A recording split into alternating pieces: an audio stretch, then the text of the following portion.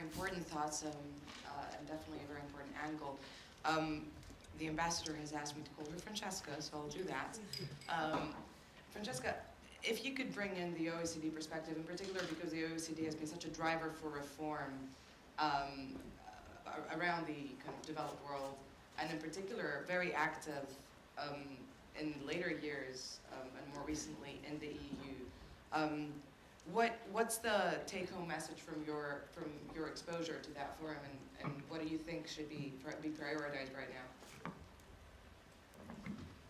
Thank you very much. I have to say that the OECD, as always, will tell you is not fast enough and is not big enough, whatever you're doing. So, in this particular case, we're talking about structural reform and banking union and this sort of EU-level interventions. So we had, over the last few years, a very interesting debate in the OECD about the size of the intervention, if you want to call it, or support that was necessary or not necessary. But I would say, all in all, there was a good understanding that the EU had to do something, and not only the individual countries who were affected by the crisis. And in the end, I think there is a very large convergence in the analysis of both the EU and the OECD that what European institutions have so far done and keep doing, of course, it's far from over, is the right approach and starts to bring about elements of positive coming out of the crisis. Let me start a little bit earlier than that, 5 years ago, basically, to highlight that indeed the crisis was not a European doing.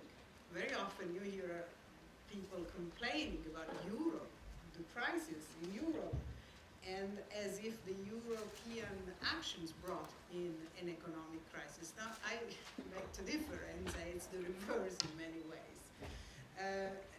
And historically, it is at least true that the crisis started as a banking financial crisis 5 years ago in the US. And being the global economies we are, we got involved right away. And of course, it became an economic crisis, which had a social impact and destabilized even governments because of the high debts some of these governments had. So this is how you should remember what we have and are still going through. Now, what I would advocate is that Europe fought back, indeed, with the instruments it had. European institutions, European Commission in particular in this case, and the Council and the Parliament, they have a number of powers, but not unlimited powers, and that's very good. And therefore do with the moyens du bord. And what we could propose and then was adopted was the best that the institutional framework allowed and the, of course, market conditions allowed. So one has to put this all last few years in a perspective, I think. And I think I can, in this particular forum, ask all of you who are going out there and know European issues and are probably interested in European politics to try to make this effort to explain, because it's very important that the message goes down to everybody, also those who are not in this room are not always familiar with all the facts which underpin the evolution we had in the last few years. So, having said that, there are in our titles, as others have said, reference to European tools and competitive economy. And I wanted to say that competitive economy is necessary, of course, but we also aim, as European Union institutions, at an inclusive and sustainable economy, so that the recovery will be lasting and possibly we don't hit the same wall in 10 years' time or some time near in the future. Maybe we will have another crisis, but if possible, for different reasons. We have learned something. And here comes, together with the economic and financial measures that I was referring to also, the proposals, which is part of the European package to have policy which address the social issues involved, of course, and consequence of the crisis. Just to mention one, I will refer to the social investment package, which was released in February 2013, and is a set of measures of guidance for member states to improve the efficiency of social protection systems. Because of course, having less money means you still want to do some action in that area, but you have to be more efficient with the money you have, and this sort of things. I will also add that, of course, there are, when I say we, it's a very indistinct but varied set of actors. We, the European institutions, have certain roles, but member states have the, in particular in the social area and labor area, the prerogative to adopt the measures, to implement the measures, it's still national competence, basically, to a large extent. So we have to work hands in hands, and that's what we try to do for these measures to have an impact on real life. Thank you very much, Francesca. Saskia, we were talking earlier about the potential that the digital economy has to push Europe out of this rut that it's found itself in. Would you tell us a few words about what you think the role of the digital agenda should be, and perhaps, if you want, what role women can play within that? Thank you, and I try to be complimentary with what has been said, because I think reforms are pretty important and can surely help, but I know some of the faces in this room, and I think this is not the public I have to convince that we need to have a gender balance in the economy in order to turn it around. So if I would be at your place, then I would say, what kind of takeaway should I have this afternoon in being here? And I think Isabel mentioned it's trust. And if there is one thing we don't have as female persons is trust and self-confidence. We always ask 50 reasons why it can't be done, we ourselves. So I think we first have to create self-esteem and proudness on what we are capable of doing, because if you are proud of yourself, then at least the people around will sense it, will feel it, and they will certainly do something with it. It's a responsibility of each individual. I think I'm invited here not as being part of the European, being responsible for reforms, but as being an entrepreneur. I'm CEO of 2 IT companies, as being a mother of 5 kids of 3 girls, and maybe because I'm a female working in a straight male sector could also be of maybe one of the reasons. So I think each individual here in this room has also responsibility that when the reforms have been defined, that everybody speaks in a constructive, in a positive way around themselves in order to change the real execution. Now, you refer to the digital world. I'm a little bit worried, and I must be honest, I'm not that worried about the gender problem. I do realize that I say something which is extremely against the completely agenda. I'm not worried about the gender problem, but I'm worried about the young generations. Because if I speak with my children, they do not sense a problem. Because for them, being a girl or a boy is less different than the image and the perception we have. So I would recommend everybody to start influencing them and making a problem they are not living today. But creating an environment where it's a girl or a boy, but everybody can explore their competences with the right level of positivism and of support of the people around them. And I think that's an important, because as being an entrepreneur, it's not a world of the big boss is saying to the small boss who's saying to the smaller boss, and somebody is executing. We're having more flat organizations. So maybe what a female entrepreneur touches more is how to manage, like they say in French, d'une façon durable, the human assets, which is the most important assets we have in our companies. If we want to turn around the economy, then we have to do it with the people we have. And get out the best of everybody. But certainly also being realized that we will not have a public of average age which is in the room, but we will have 4 generations to manage at the same time. So it's the grandmother, the mother, the grandchild, and how do you call it, the child of the grandchild? That's the reality in the companies. That's the reality in the economy. And they are different because the young ones are born in a digital world. Because they know everything. They think they know everything.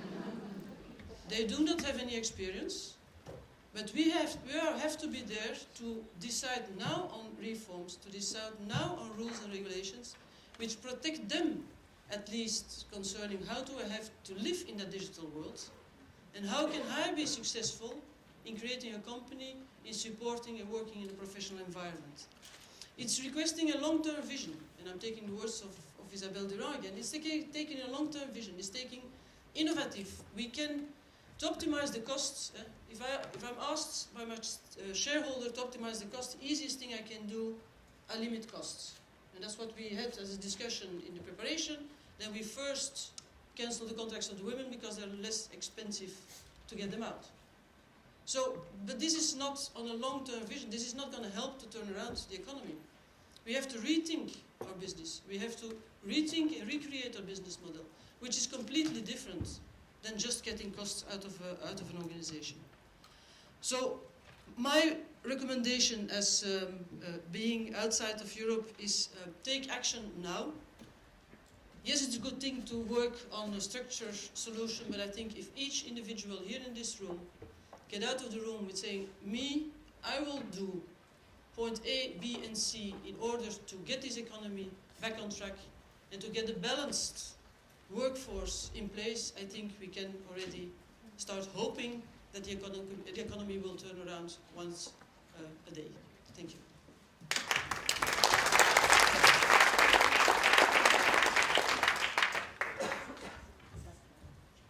Sorry? Right, thank you so much, ladies, for your original kind of introductions to your thoughts. I think that gives us plenty of food for thought and hopefully plenty of space for debate. Can I get questions from the room for these very impressive women, or would you prefer if I started and hopefully you'll get warmed up? Are there any questions at this stage from the audience? If I could just please ask you to identify yourself and, if possible, to keep it short, and let us know if you want someone specific to be answering your question. Thank you. Thank you very much for giving me the floor. I'm Grace Attard. I come from the European Economic and Social Committee, down the road, actually. One question I would like to ask the speaker who spoke about the US-EU trade relations, because we in our committee are very, very worried about the way negotiations are moving forward, especially concerning food safety. Perhaps we as women are more conscious of these issues, and perhaps you can elaborate a little bit on this issue. You mentioned a number of different ways of dealing with them. Perhaps you can enlighten us a bit on it. Very briefly for the last speaker, the Commission has come up, in line with what you were saying, with the open education system. Can you perhaps give us a little your views on it? Thank you. Thank you very much. I'm actually going to take one question at a time, so if I could ask Sharon first to respond. Indeed, food safety is one of the, it's maybe not food safety. I think that's not so much of the problem. It's more cultural choice about the types of food and the way that the food is developed that's the issue.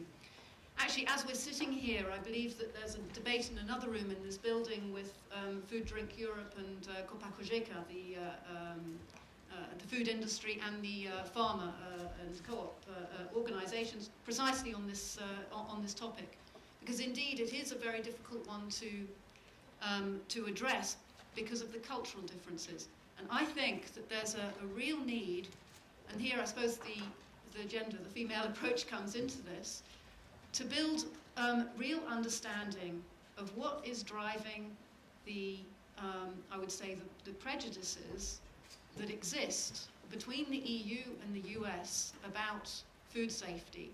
How much of it is a real problem? How much of it is a perceived problem?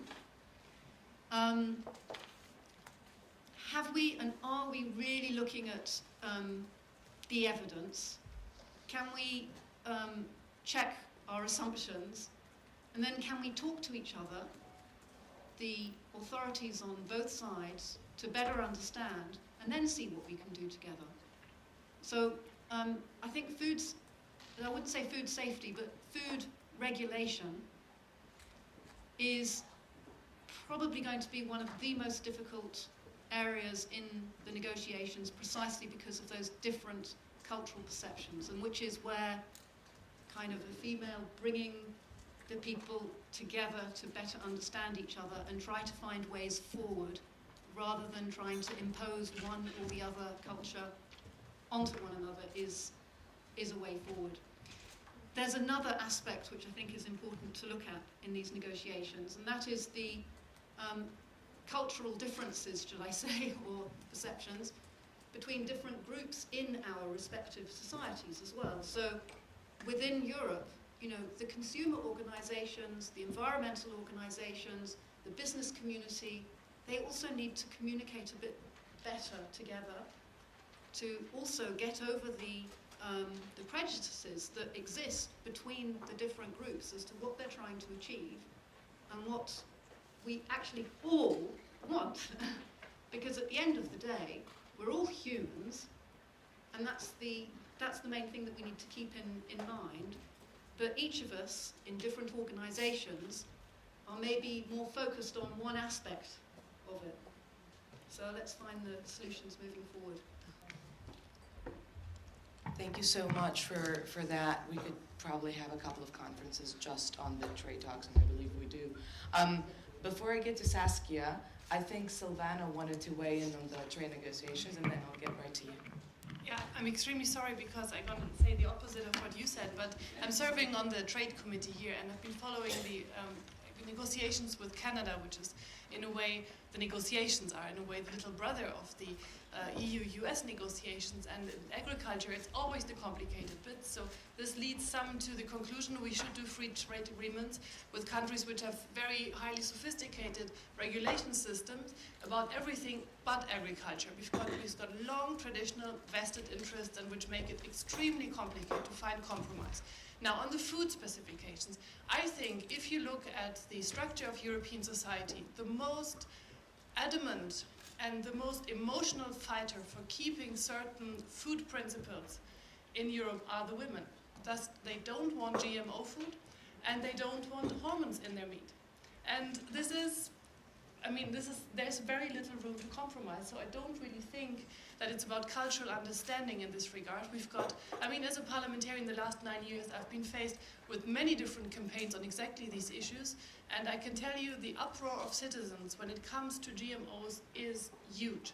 So I'm a bit reluctant to say bring more women to the table, and negotiating these food agreements would help. I actually would believe that it might, if at all, pour more cement into the negotiation of that. Some fascinated, also gender-related nuance in that debate. Thank you very much for that input. And Saskia, would you like to respond to?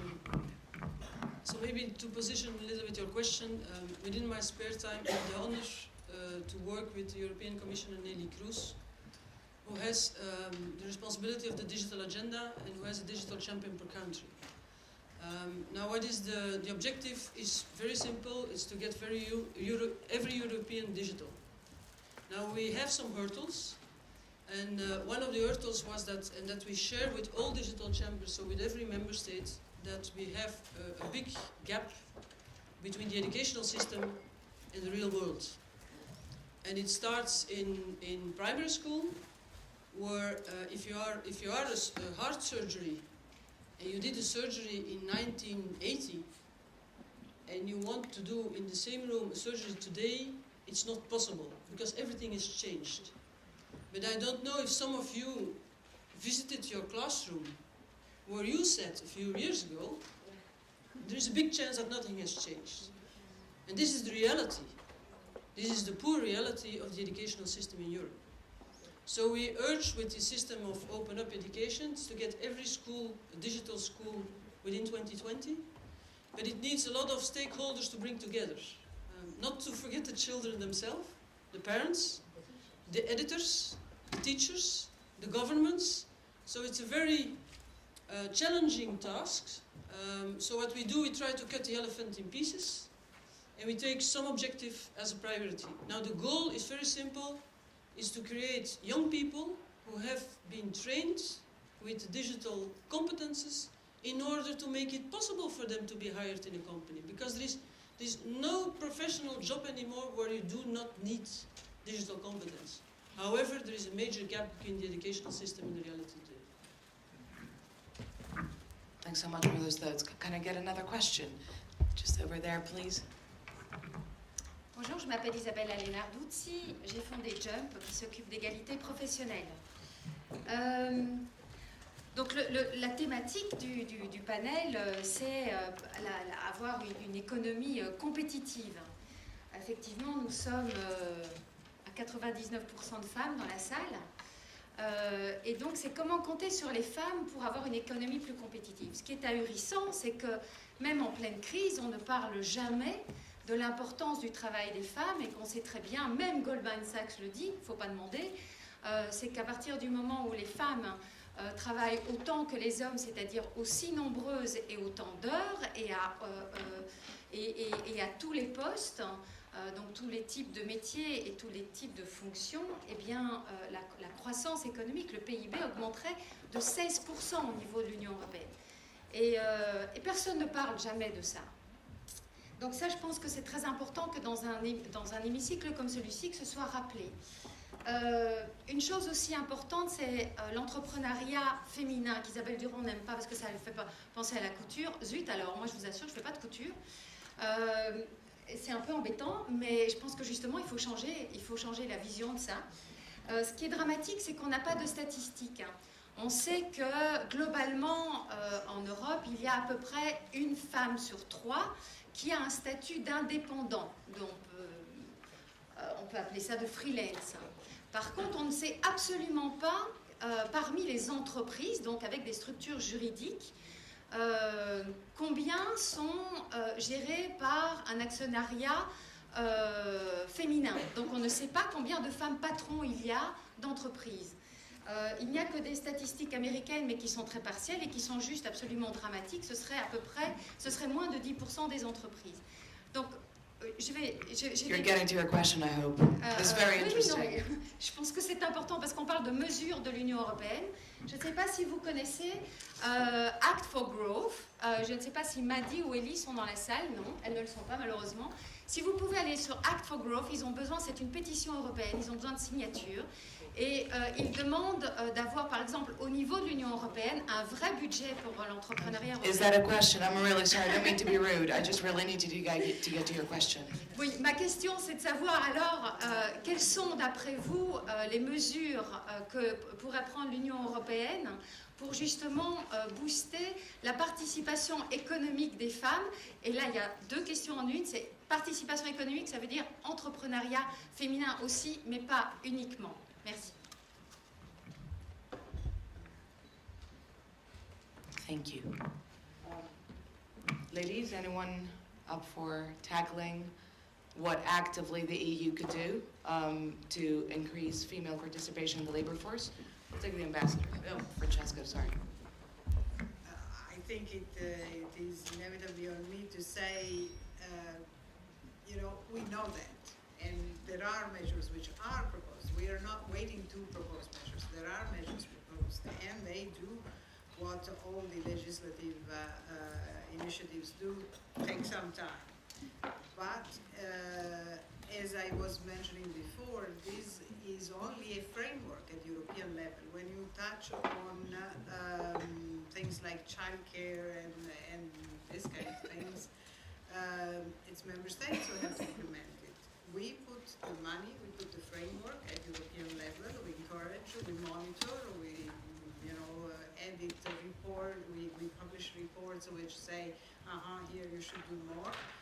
Even in the new economic framework, which is the European semester, these measures are taken into account, so it's a further way to put pressure on member states, but that's what happens. It takes some time. Now there is another kind of measure which is also very important, is tax taxation.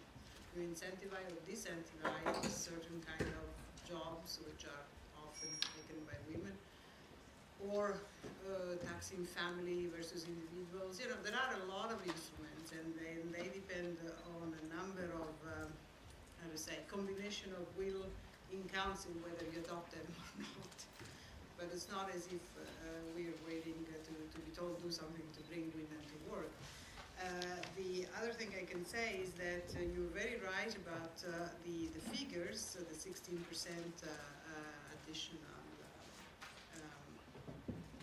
addition to the GDP that you mentioned, and in fact, another figure I can share is that in Europe 2020 strategy, one of the objectives is to bring 75% of the population in the labor market by 2020. And if you look at the men versus women current employment rate, you have that 75% of men are employed in spite of huge unemployment, 75% of men are employed, and 62% of women are employed. So there is an obvious reason to act. Thank you very much. I think Saskia wants to weigh in as well. Isabelle, on se connaît, donc je m'attendais à cette question. Et je sais que Noël est passé, mais je vais quand même essayer d'être comme entrepreneuse, je ne sais plus ce qu'on doit dire, deux souhaits, si je peux. C'est tout d'abord de stimuler le recrutement. Aujourd'hui, je vis vis-à-vis de l'actionnaire qui est orienté et faire du profit est une bonne nouvelle et c'est pas une chose qu'on ne peut pas faire. Je crois que ça fait vivre beaucoup de familles. Mais on est un peu réticent à faire du recrutement parce que les conditions sont quand même assez lourdes et assez conséquentes pour le futur.